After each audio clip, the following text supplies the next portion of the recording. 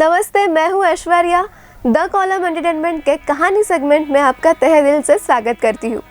कहते हैं इंसान की आंखें बहुत खास होती है। कभी कभी दिल की बात बयां करने के लिए लफ्ज़ों की ज़रूरत नहीं पड़ती, तो बस आंखें ही काफ़ी होती है।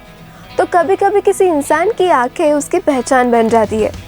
ऐसी ही आँखों की एक अनकही दास्तान बताने वाली आज की हमारी कहानी है आँखें।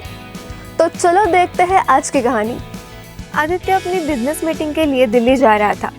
दिल्ली शहर के थोड़ा बाहर के इलाके में ऑफिस के काम से जाना था और कंपनी ने उधर ही आसपास के होटल में रहने की व्यवस्था की थी। सभा स्थल पर आदित्य पहुंचा और काम शुरू हुआ। दिन भर काम का बहुत तनाव था, लेकिन आदित्य संतुष्ट था क्योंकि काम ठीक चल रहा था।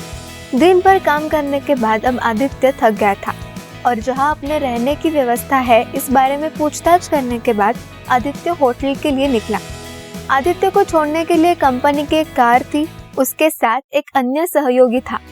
आदित्य को वहां कुल 2 दिन रुकना था। उसका और उसके सहयोगी का अलग अलग कमरा था।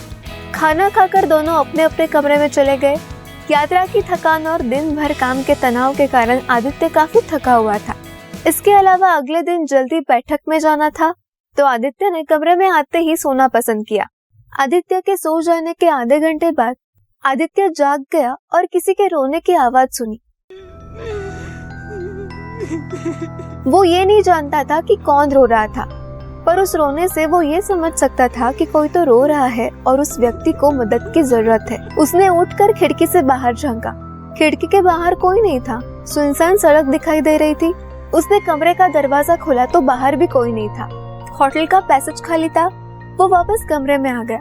आदित्य को आवाज तो आ रही थी, पर कौन रो रहा था ये पता नहीं चल रहा था।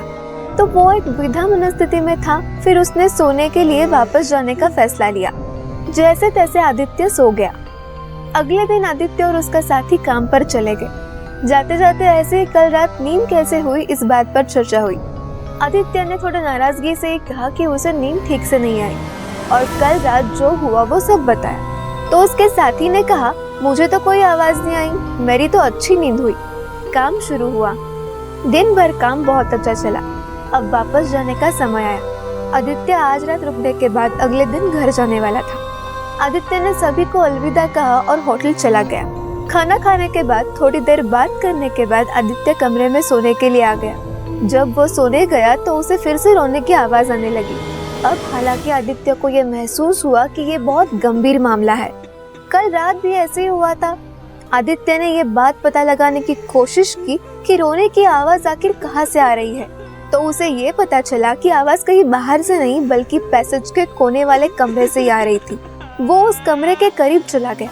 अंदर एक महिला के जोर जोर से रोने की और चीखने चिल्लाने की आवाज आ रही थी। उसने उस कमरे के दरवाजे पर दस्तक दी, आवाज भी दिया और पूछा कि अंदर कोई है? कौन है? कुछ मदद की जरूरत है क्या कोई मुसीबत में है?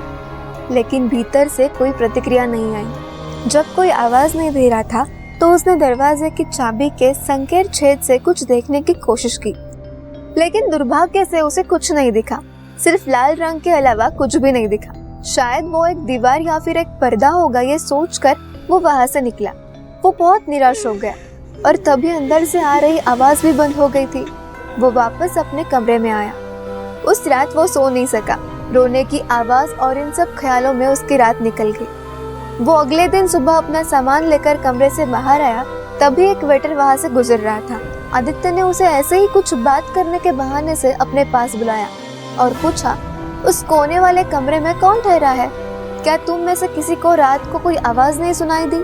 उस कमरे में से जोर जोर से किसी के रोने चिल्लाने की आवाज आ रही थी। वेटर ने कहा, अरे साहब, कुछ भी क्या बात कर रहे हो? वो कमरा तो 2 साल से बंद है, हम किसी को नहीं देते। आपको कुछ गलतफहमी हुई होगी। आदित्य ने कहा, नहीं, 2 दिन मुझे गलतफहमी नहीं हो सकती, पर वो कमरा क्यों बंद है? किसी को क्यों नहीं देते? माफ करे साहब, पर हम ये नहीं बता सकते, ऐसे वेटर ने कहा। जब आदित्य ने उसे टिप के तौर पर कुछ पैसे दिए तो वेटर तोते की तरह बात करने लगा। उसने बताया कि 2 साल पहले उस कमरे में यहाँ काम करने वाली एक लड़की के साथ जबरदस्ती हुई थी और फिर उस लड़की ने उसी कमरे में आत्महत्या कर ली। उसके बाद उस कमरे में जो भी लोग रहने लगे उन्हें तकलीफ होने लगी और वो वेटर वहाँ से निकला और जाते जाते उसने कहा मैं तब यहाँ काम नहीं करता था, लेकिन सब कहते हैं कि वो लड़की बहुत ही खूबसूरत थी और उसकी खास बात ये कि उसकी आंखें लाल थी और उसकी निगाहों पर हर कोई मोहित हो जाता था।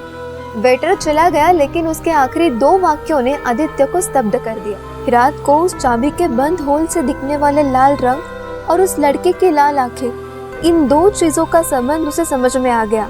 मतलब वो लाल दीवार या पर्दा नहीं था, मतलब वो लड़की ही उसे उस होल से देख रही थी। इस विचार से आदित्य के शरीर पर रोंगटे खड़े हो गए और वो अवाक हो गया। आज की हमारी कहानी देखने के लिए बहुत बहुत शुक्रिया। तो कैसी लगी आपको हमारी आज की कहानी, ये हमें कमेंट बॉक्स में ज़रूर बताइए। तो मिलेंगे अगले वीडियो में एक नए कहानी के साथ। तब तक देखिए द कॉलम एंटरटेनमेंट।